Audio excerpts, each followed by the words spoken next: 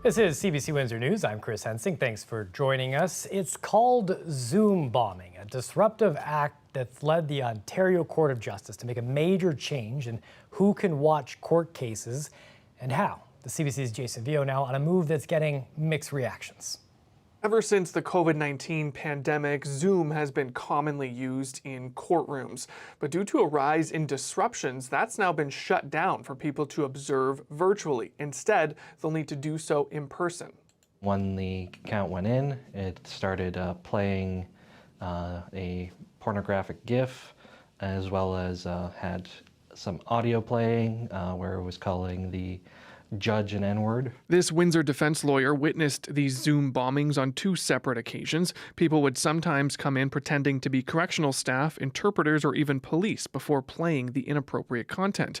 Even though it's disturbing, some say banning the public from observing virtually in the Ontario Court of Justice is the wrong move. Well, I understand why they're doing it, but I am very hopeful that everybody will keep in mind the fundamental keystone of Canadian justice is transparency and open courts to the public. I think it's problematic. The open court principle is quite foundational in the Canadian legal system. Justice is not supposed to be done in private. The only exceptions are for victims, complainants, and media. They can attend virtually by getting a link from court staff in advance. I don't view it at all as restricting or taking away something. It's making sure that the court process is protected from the kind of stuff that's been going on with the bombing. And because, there's trials where millions of people want to log in, and that's just not practical. Right. If you want to participate, if you want to view, come on down to the courthouse. Another reason McCurdy says she prefers in-person over Zoom is because she's seen witnesses testify on Zoom while laying in bed, walking their dog, and she says even once heard an observer use the bathroom during court. She says Zoom has allowed some court formalities to slip. I did receive a statement from the Ministry of the Attorney General saying that this new policy is an interim one, but it's unclear if Zoom will be a way for the public to access the courts in the future. Jason Vio, CBC News, Windsor. Canadian border officials released details today about a recent large cocaine bust at the Ambassador Bridge. They say that they stopped someone trying to bring in 161 bricks of cocaine, and that's into Canada. Now, the Canadian Border Service Agency says they stopped a commercial truck for secondary examination back in May. Inside of that trailer, they say there were 2 suitcases and 5 garbage bags of cocaine weighing more than 180 kilograms. That's about 400 pounds. The border agency says that's worth about $23 million. A 55-year-old man from Richmond Hill was arrested and is now facing multiple charges. Well, finding someone that you can trust to work on your vehicle is a big part of owning a car, but repair shops across the province, they're having a hard time hiring automotive technicians. It's even a problem here, something that one repair shop owner told me is mind-boggling. Welcome to McDonald's Automotive, how can I help you? McDonald's Automotive is slammed. Hoists are full, the parking lot packed. They're booking appointments weeks out. The crew's great. We're very busy. Our guys turn out huge hours. We need more technicians. Unfortunately, they're very difficult to find. This shop could hire 2 more people today, but they can't find anyone. To find a technician is almost impossible. It's a common story across the industry. In Ontario, there are about 2,500 auto technician vacancies. The shortage so bad, dozens of shops across the province have been approved to bring in techs from other countries. Even here in Canada's automotive capital, where the unemployment rate is the highest in the nation, at least one Windsor repair shop has been approved to hire a temporary foreign worker. At McDonald's, they've gone a different route. Because there's such a scarcity of a qualified technician. They're so scarce, or they're so cemented where they are. Yes, absolutely, we offer incentives. We offer signing bonuses anywhere from $5,000 to $20,000. That is definitely a concern. Business owners are working with schools to diagnose the problem. Are you seeing young people that are tinkering still? Are there still people out there who, they get the old Ford and they say, let's make this run? Yes, I think there's less. When we hear trades, a lot of people talk about plumbing, HVAC, but you're saying that if you could fix a car, if you know what you're doing or you've got that eagerness in you, this is a good time. Even if you're not skilled, if you've got the desire, at our association meetings, we've talked about this. We can teach you the skill. if you're willing to learn. If you're teachable, it's a golden ticket. It really is. We're in a baby boomer group, and we're all starting to get tired. This trade does wear on you.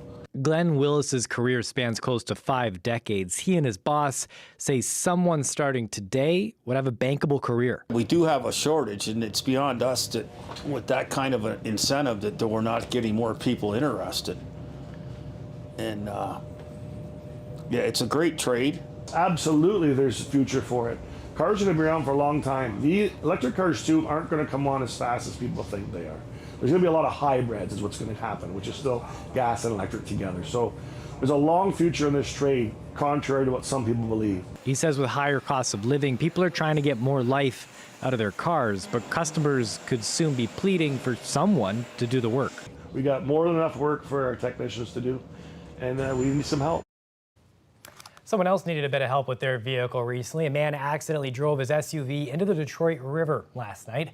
Officials say that he hit the gas instead of the brake and ended up in the water at Lakeview Marina. Now, the man was able to get out of the vehicle without any injuries, but it created a wild scene. Just went out for a walk, and at the marina I noticed there's a bunch of police there. So I went to go check it out. And sure enough, there was a Toyota Highlander in the water at the marina. It wasn't terrible, really, other than being wet. Yeah, like the window was broken, but other than that, it was surprisingly still intact for driving into the water. And for you just taking a walk, like, what was your initial reaction to seeing something like that? I was so confused at first, but it's Windsor, and it doesn't surprise me at this point. So it was a little bit of free entertainment for a Monday night.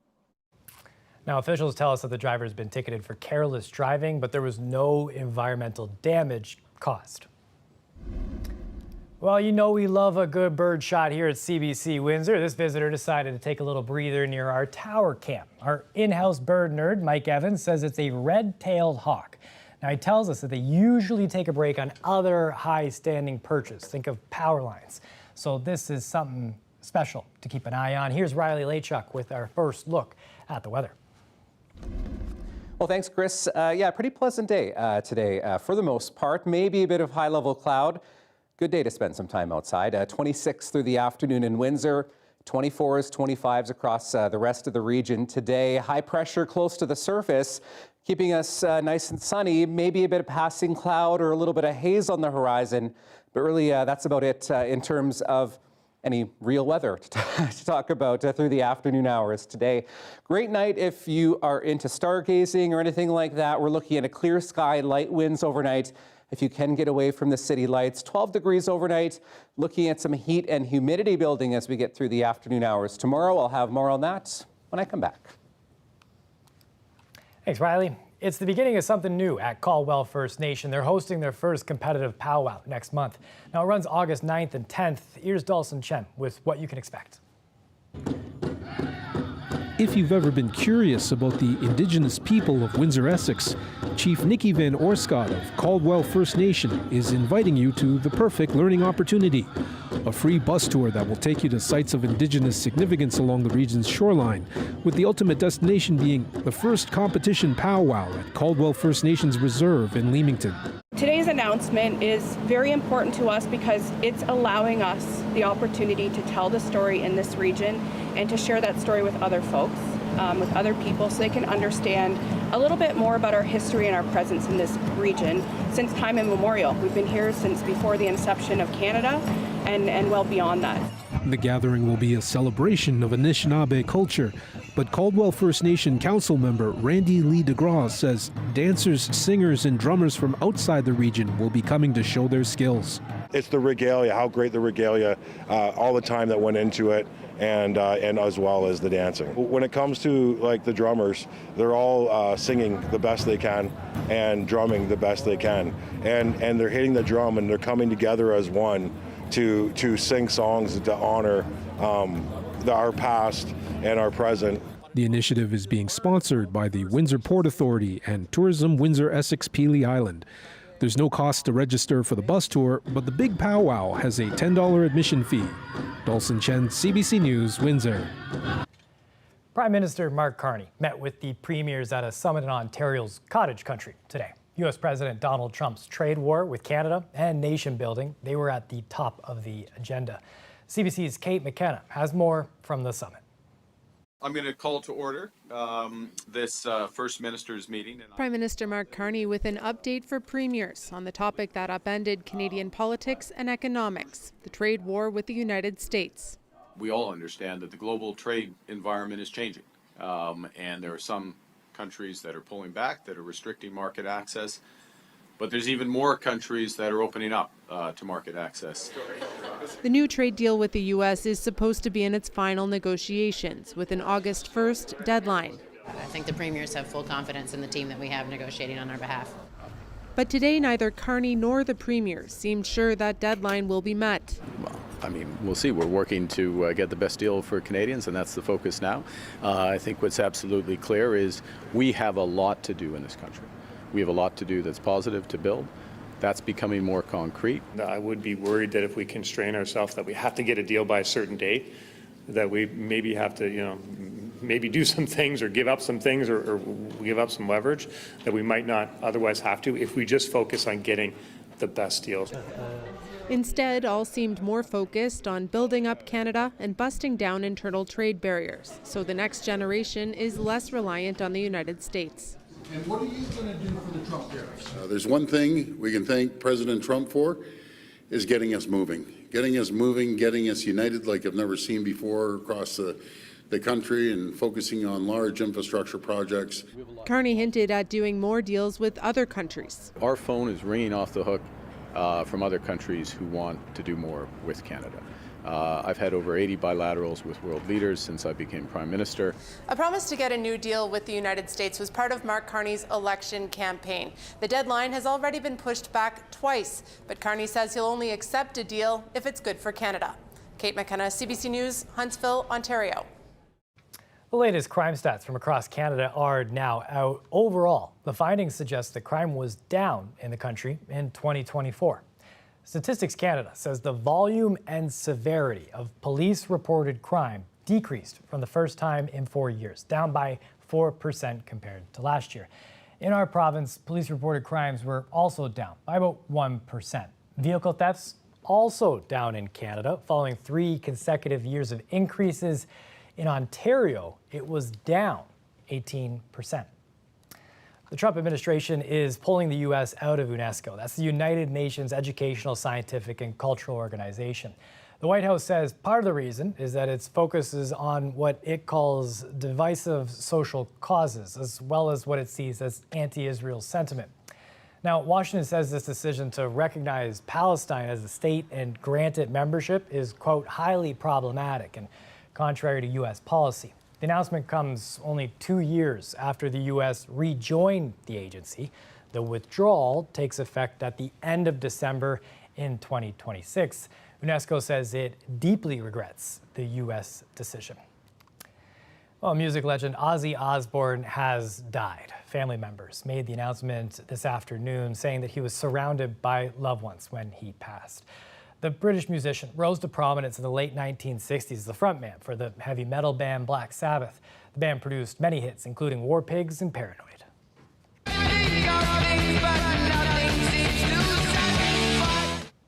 Known as the Prince of Darkness, Osbourne once bit the head off a bat on stage. He mistook it for a rubber toy.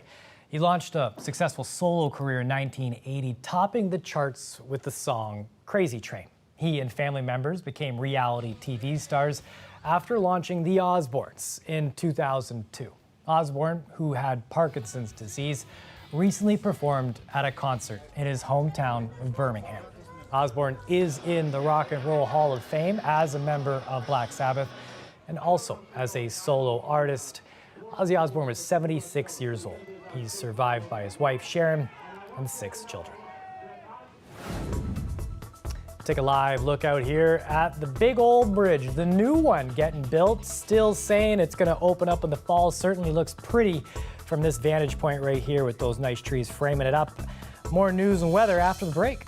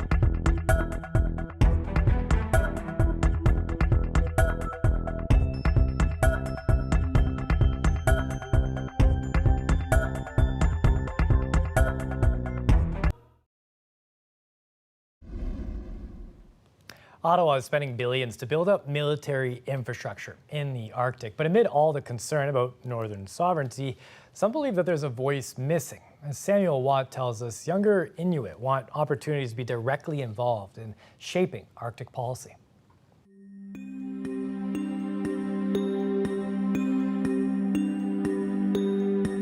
This land and these coastlines along Iqaluit is where Manu Kunuk feels at home. Arctic sovereignty means to me protecting our people and our land and having control over it. Right now, he sees a lot of military interest in the Arctic. He's participated in several global youth forums, but at home, he believes there's a lot missing. Community consultations, for example, and even an Arctic Security Committee for youth. We're the future of the land. We're going to be the next leaders. Alasua Hansen doesn't see much military presence in Nunavut despite all the talk. And when there is, she doesn't often see Inuits involved. A handful of people I know go to Alert, and it's more of the Southerners who are able to travel up there. She hears a lot of political talk though, but she says Ottawa needs to do more than that, especially with the country's colonial history. They could, be present in the community rather than holding 5-day-long meetings or, have some chance to get an opportunity to hear from the locals. When Students on Ice founder Jeff Green hears the words Arctic sovereignty, this is what goes through his mind. It's being treated very much in a geopolitical sphere right now, where there are certainly a lot of things going on. Talking about military and infrastructure is fine, he says, but he wonders where's the investment in youth? In his view, that's through more opportunities to connect with other youth globally, and education that roots Inuits to traditional knowledge and the land. That's what Nolan Kamanuk wants to see more of.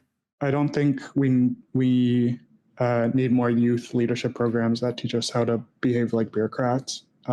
We need more programs that teach us our rights in our language. For him, no flag or port will replace the true meaning of sovereignty. That, he says, comes from communities being able to feed themselves, govern themselves, and keep intergenerational knowledge alive. Samuel Watt, CBC News, Iqaluit. A year after a massive wildfire devastated parts of Alberta, the destruction is still evident, and the provincial government is on the defensive. Julia Wong reports on the fallout from the town of Jasper's report on the disaster. These empty lots, a reminder of what was lost nearly 1 year ago in Jasper, Alberta, when a wildfire destroyed about a third of the town's buildings. I do believe there's nothing we could have done. There's no amount of resources or firefighters or air tankers that could have stopped that fire. Efforts are now underway to make sure it doesn't happen again. We had a lot of residences that were very fire smart compliant and did a very good job of doing it. This is exactly what we want to see. In Jasper's backyard, Parks Canada is trying to reduce the wildfire risk. What we've really been trying to focus on is removing things like we're seeing behind us here, the lodgepole pine. I'm very disappointed. But political tensions have been growing. The town commissioned a third-party report into the wildfire. It said it wasn't out to lay blame.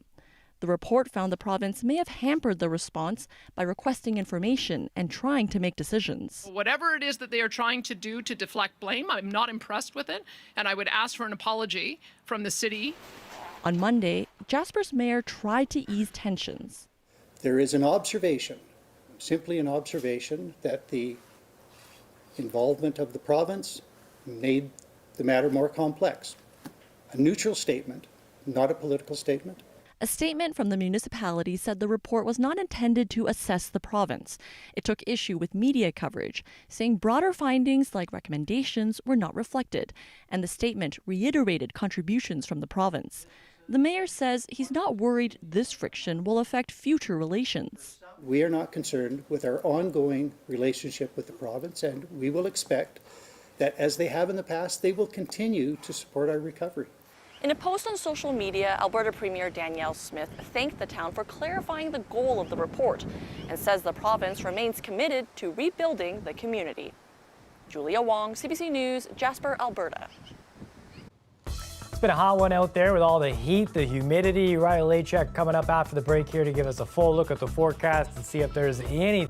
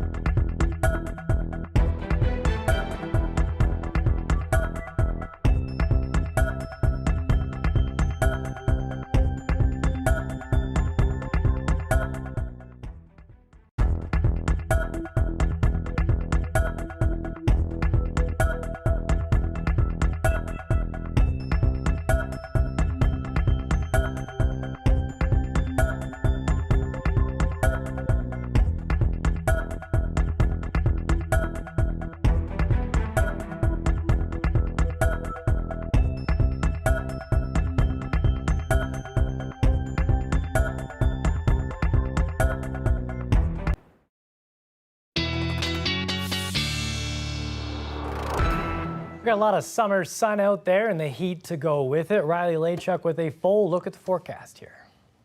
Well, thanks, Chris. Yes, I did mention that we did have some heat and humidity that would be building as we get toward the middle and to the end of the week.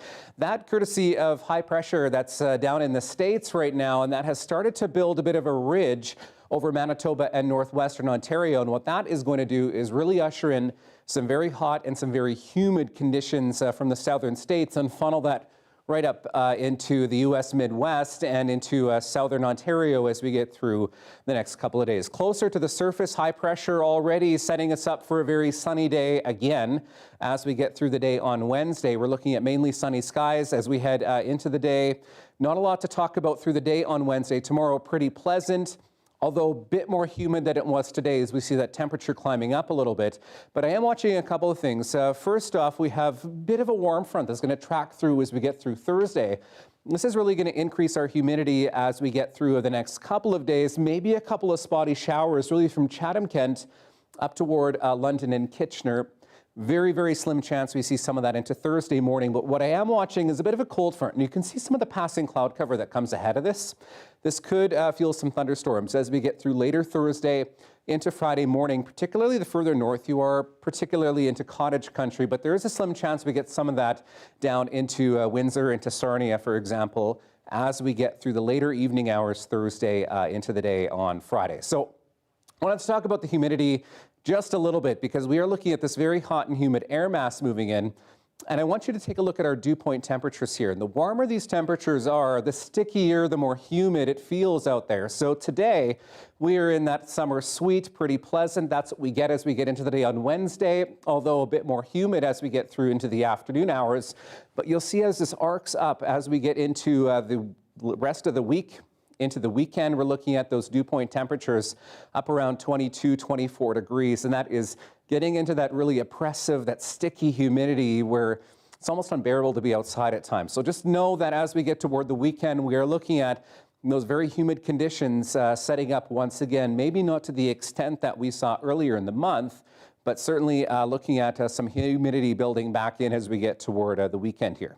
Afternoon temperatures tomorrow, this is a snapshot at about 4 o'clock in the afternoon, 29 degrees in Windsor, looking at closer to 30 with the humidity. And then we've got temperatures closer to 30 toward the weekend. Thanks, Riley. And the amazing alliteration on the muggy meter, undeniably unbearable. I love it. That's it for us. Go to our website, cbc.ca/Windsor. Get all our news stories there.